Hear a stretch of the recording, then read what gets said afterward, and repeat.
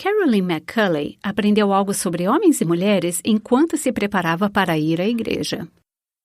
Eu carregava umas caixas toda semana, e meu pastor, ao ver isso, dizia: Carolyn, põe essas caixas no chão. Um dos rapazes irá carregá-las para você. Eu costumava pensar sobre a conveniência. Eu posso carregá-las. Na verdade, eu mesmo coloquei elas no meu carro para trazê-las até aqui. Não é uma questão de capacidade, é uma questão de permitir que um homem tome essa iniciativa e demonstre benevolência a você para honrá-la.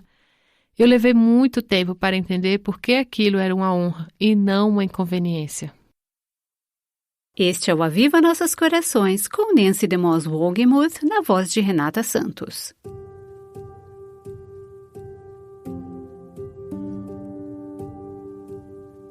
Nancy continua trabalhando o tema que começou na semana passada, uma visão para a feminilidade bíblica.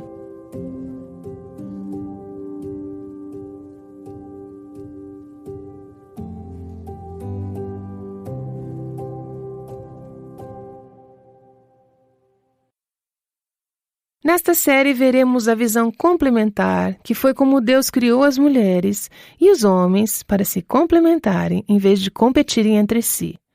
Nós temos examinado esse tema por vários ângulos diferentes. Vimos como Deus criou a mulher para ajudar seu marido e o marido para proporcionar uma liderança servidora e piedosa para sua esposa e família.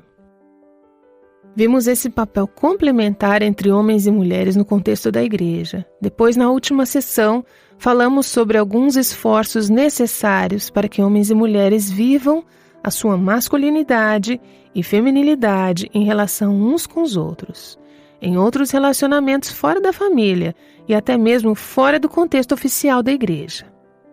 Hoje estou com minhas amigas Holly Elliff, Kim Wagner e Carolyn McCulley. Elas já estiveram aqui no Aviva Nossos Corações.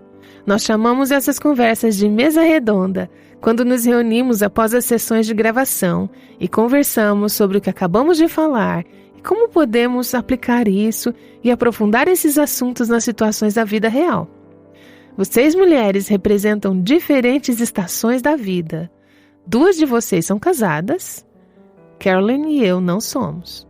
Podemos compartilhar como isso se aplica para mulheres solteiras e casadas. Hoje, porém, eu quero falar apenas sobre algumas maneiras práticas pelas quais podemos viver esses relacionamentos complementares, como podemos incentivar e afirmar os homens de maneira apropriada. Deixe-me começar voltando a uma ilustração que dei na última sessão. Eu citei Peggy Noonan em seu artigo no Wall Street Journal, escrito logo após o 11 de setembro. Nele, ela falou sobre ser uma das mulheres que, décadas atrás, reagiu mal quando o homem a quis ajudar com sua bagagem, acho que em um avião.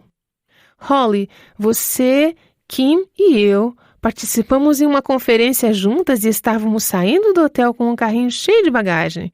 Tivemos uma experiência na qual você relembrou da sessão que eu tinha acabado de ensinar. Foi realmente muito cômico. Porque minha primeira tendência é a independência. Mas quando estávamos colocando a bagagem para fora, havia um pastor local aqui, da minha cidade, que eu conhecia. E ele e sua esposa estavam saindo do prédio também. Quando eu estava me preparando para colocar as malas na van, ele veio e disse: "Deixe-me ajudá-la." Depois de ouvir a Nancy recentemente falando sobre a história da Peggy Noonan, que disse não àquele homem que queria ajudar, e a toda a questão sobre ser complementar, eu fiquei sentada por horas ouvindo esses ensinamentos. E minha primeira tendência foi dizer: "Tudo bem, não preciso de ajuda." Virei-me para Nancy e disse: "Eu acho melhor deixá-lo fazer isso." Eu me virei e disse: "Cliff, seria ótimo se você pudesse nos ajudar a colocar as malas no bagageiro." Às vezes, só é necessária uma resposta humilde para deixar um homem me ajudar. Mesmo eu sendo perfeitamente capaz de colocar aquelas malas no carro. As malas não estavam super pesadas. Não. A não ser a minha. Eu não estava tendo dificuldade para colocá-las no carro, mas tive que optar por ceder ao meu direito de carregar aquelas malas, porque ele havia se oferecido para ajudar. Foi respeitoso da minha parte simplesmente dizer: muito obrigada pela ajuda. Agora eu posso imaginar algumas pessoas te ouvindo e pensando: isso foi um ato de humildade? Não entendi. E o que há de errado com a independência? Não, e trato tanto da independência, mas sim desse sentimento de autossuficiência. Quando um homem percebe que outro ser humano precisa de ajuda, isso é maravilhoso. Estamos tentando encorajar que os jovens percebam as necessidades das pessoas.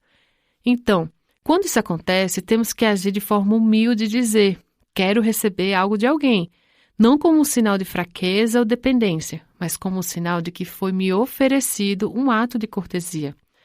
Existe uma tentação constante de dizer: não quero incomodá-lo. Eu só quero fazer isso sozinha, porque às vezes é um pouco inconveniente ser servida. Às vezes, você precisa esperar para ser servida no momento mais adequado para a pessoa que ofereceu ajuda. Agindo dessa forma, nos faz controlar nossas próprias tendências de sermos apressados e impacientes e de querermos fazer as coisas no nosso tempo. Mas é um benefício permitir que as pessoas cresçam e, principalmente, permitir que os homens nos sirvam. Nós conversamos depois desse pequeno incidente lá. Estávamos no meio dessa série que tratava sobre ser complementar. Tínhamos acabado de gravar e discutir esse assunto e dissemos que era maravilhoso que esse homem estivesse vivendo uma masculinidade madura ao observar que havia mulheres carregando malas, colocando-as em uma van e tomar a iniciativa de dizer: posso te ajudar? Posso te servir? E que, como mulheres, nosso papel de encorajá-lo como homem era dizer sim para a iniciativa dele.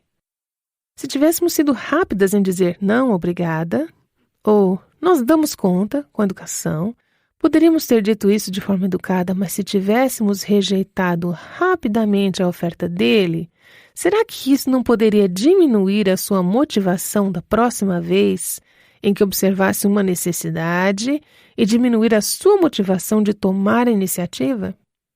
Então, você viu esta linda ilustração da capacidade de iniciativa masculina e da resposta feminina fora do contexto do casamento. E embora ele estivesse nos servindo, colocando as nossas malas fisicamente na van, o que poderíamos ter feito? Nós já havíamos feito isso na viagem de ida. Nós o estávamos servindo, respeitando e honrando, permitindo que ele praticasse a sua masculinidade em nosso favor. Para mim, foi um esforço enorme aprender esse princípio. Lembro de que meu pastor, me vendo arrastar as caixas que usamos todos os domingos para levar os materiais da recepção, servimos um pequeno lanche depois do culto, e eu sou responsável por prepará-lo. Eu carregava essas caixas todas as semanas, e meu pastor me via todas as semanas e dizia: Carolyn, põe essas caixas no chão. Um dos rapazes virá ajudá-la. Eu sempre pensava no que era conveniente. Eu posso carregá-las. Na verdade, eu mesmo coloquei elas no meu carro para trazê-las até aqui.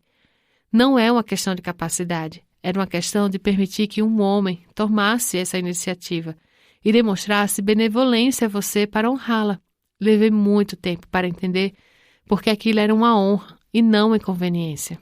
Deixe que os homens sejam cavalheiros. Creio que isso se relaciona ao raciocínio de permitir que um homem seja quem Deus o criou para ser. Isso não significa que eu não possa fazer certas coisas. Significa que eu escolho permitir que ele cumpra as iniciativas que Deus planejou para ele.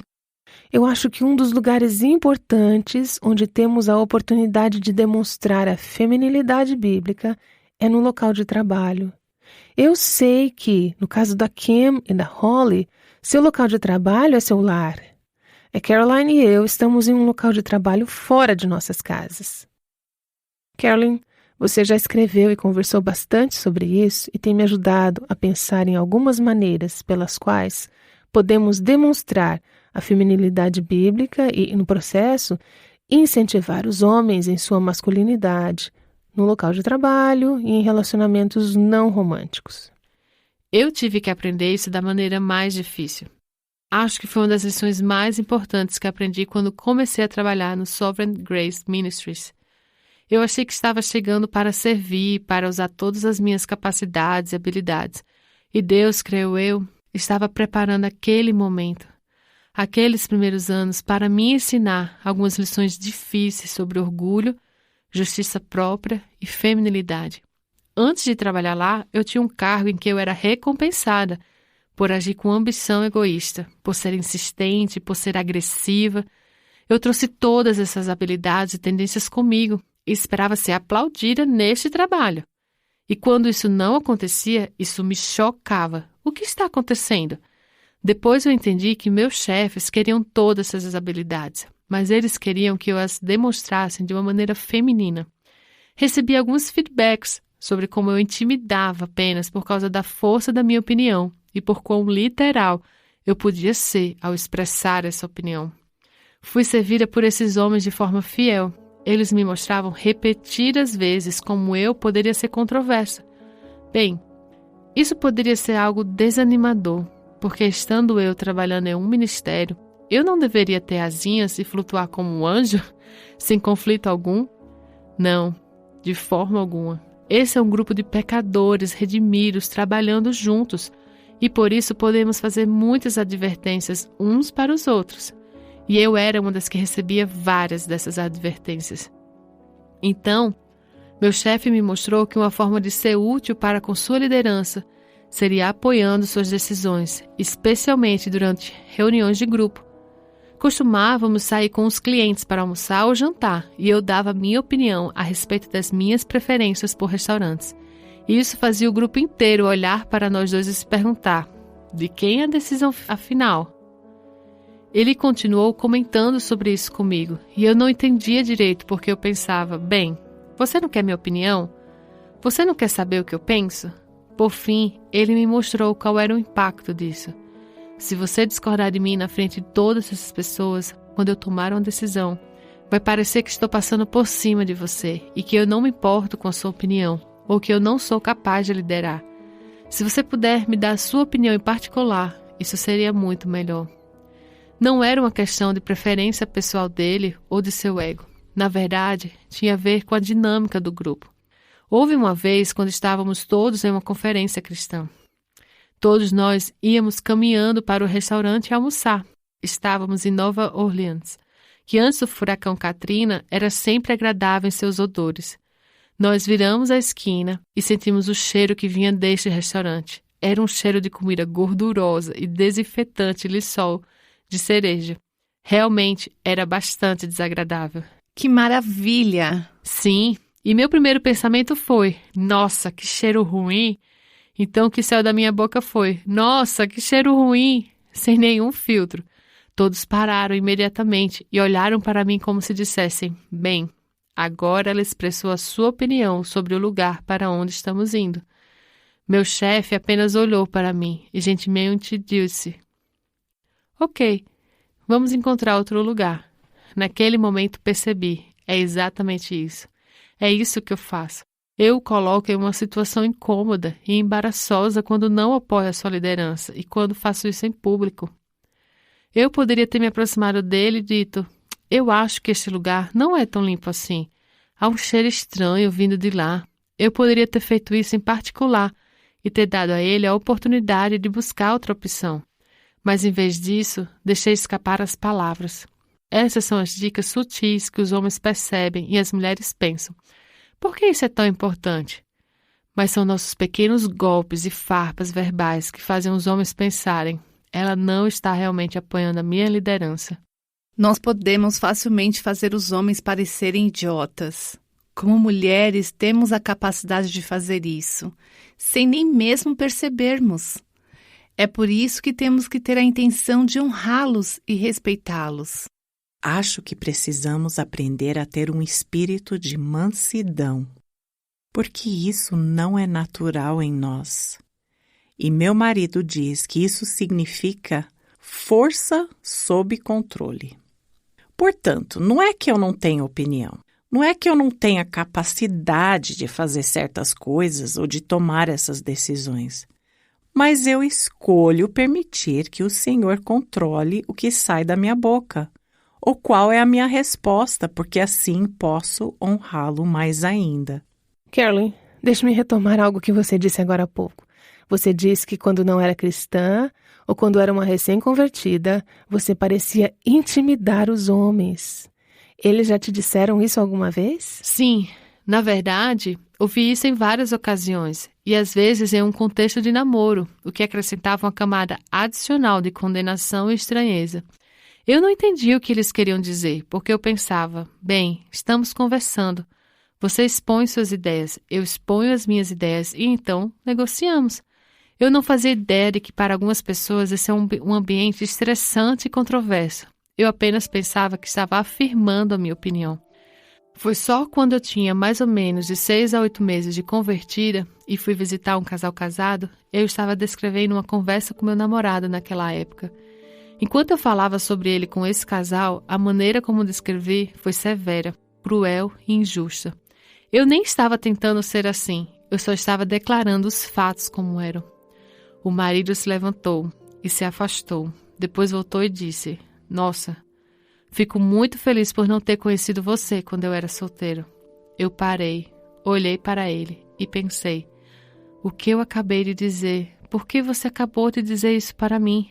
Ele disse, sua língua é tão afiada, eu teria fugido de você. Foi quando comecei a me tocar de que há algo sobre a maneira como as mulheres falam, especialmente sobre como nós falamos de outros homens que os homens consideram intimidador. Essa foi a primeira de muitas lições ao longo de muitos anos sobre esse assunto, e ainda hoje continuo aprendendo. Esse conceito todo seria perturbador para quem vem de uma formação mais feminista. O que você costuma ouvi-las dizer é que os homens são intimidados apenas por mulheres competentes ou bem-sucedidas. Mas segundo você, Carolyn, essa não é a essência do que os homens realmente acham intimidador. O que eles acham intimidador nas mulheres? É esse espírito severo e crítico que é inflexível, que eles sentem como se tivessem batido de frente com uma parede de tijolos quando se deparam com você. Não é qualquer parede de tijolos, mas uma espécie de parede de tijolos espinhosa que provoca sangramento. Não é uma questão de competência, é uma questão de arrogância. Kathleen Parker, a colunista sindicalizada, fez um ótimo comentário há alguns anos em um artigo. Ela disse, os homens não se afastam das mulheres inteligentes e bem-sucedidas porque são inteligentes e bem-sucedidas. É mais provável que tenham se afastado porque o movimento feminista que incentivou as mulheres a serem inteligentes e bem-sucedidas também as encorajou a serem hostis e arrogantes com eles.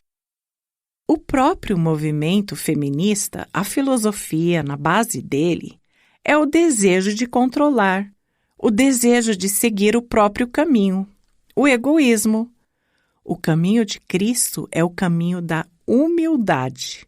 Portanto, quando queremos colocar em prática a nossa própria agenda, muitas vezes nós, como mulheres, fazemos isso de maneira que pensamos ser correta. Se for agredindo e atacando verbalmente os homens, se é isso que precisamos fazer para alcançar nossos objetivos, é o que fazemos. Eu acredito que é muito importante para nós, mulheres, pedirmos ao Senhor que realmente nos dê uma perspectiva de como devemos nos relacionar com os homens que nos rodeiam.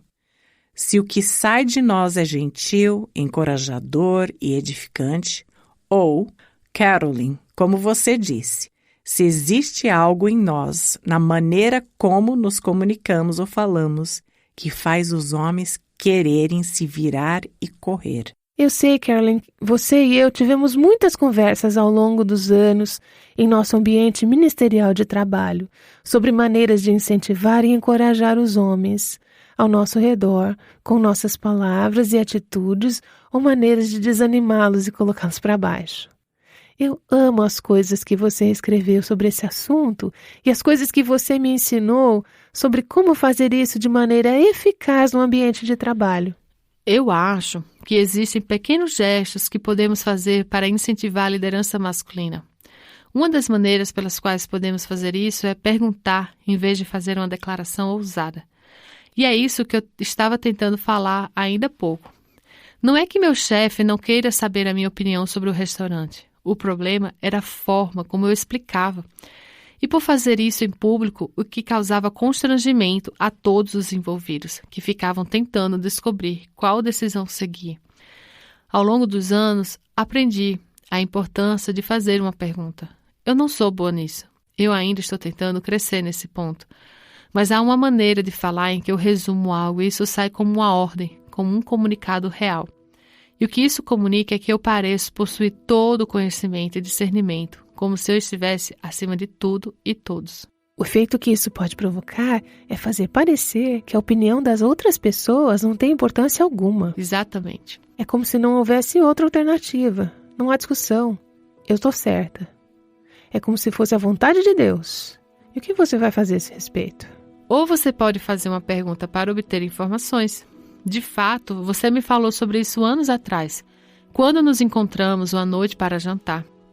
Eu fiz muitas perguntas sobre como você age no ministério como mulher, porque eu havia acabado de passar por essa intensa fase que chamei de fogo refinador, na qual eu vi o orgulho e justiça própria, em grande parte, do que eu estava fazendo.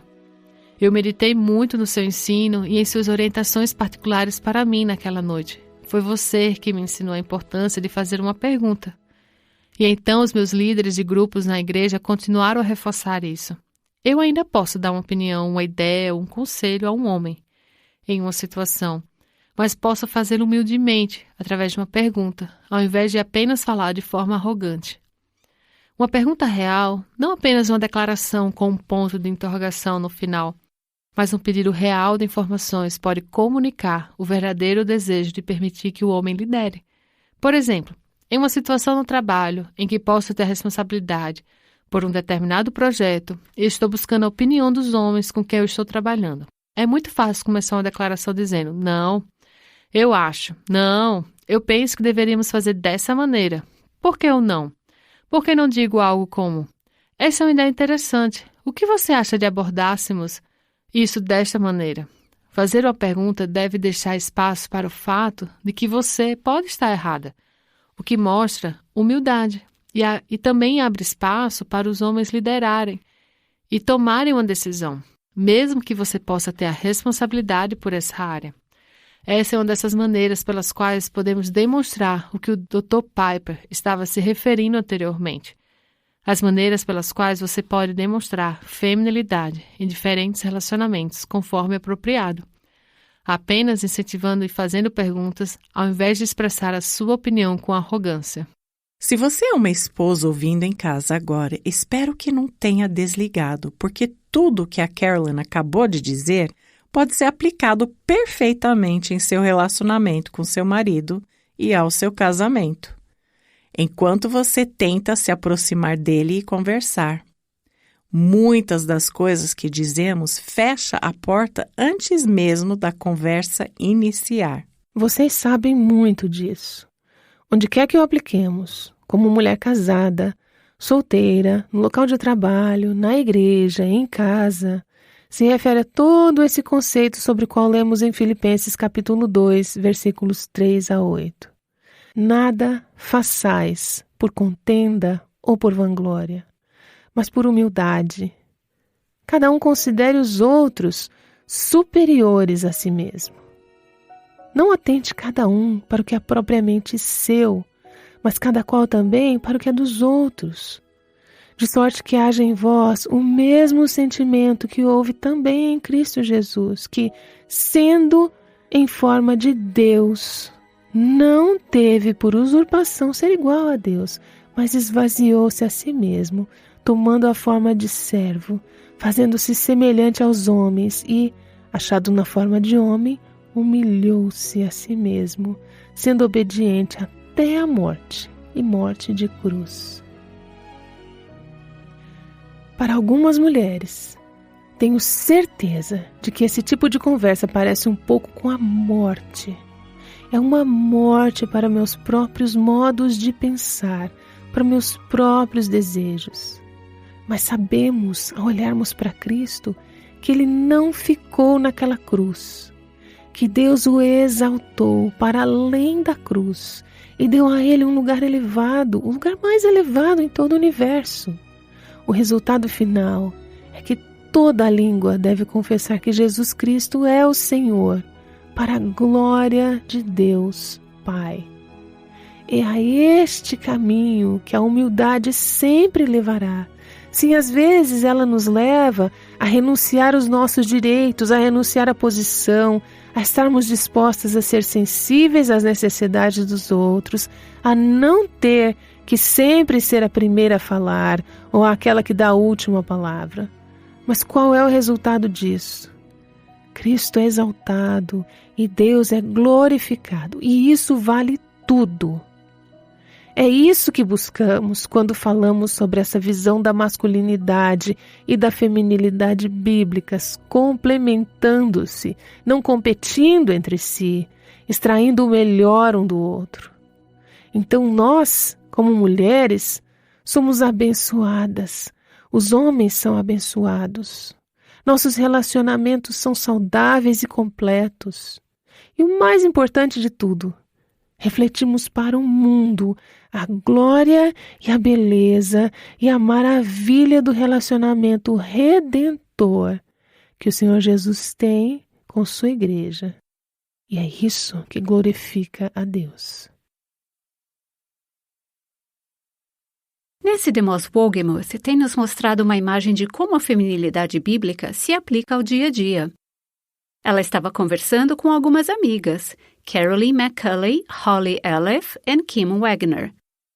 Não deixe de ouvir o próximo episódio com o título Os Papéis Realmente Importam? Aviva Nossos Corações com Nancy DeMoss Wolgemuth é um ministério de alcance do Life Action Ministries.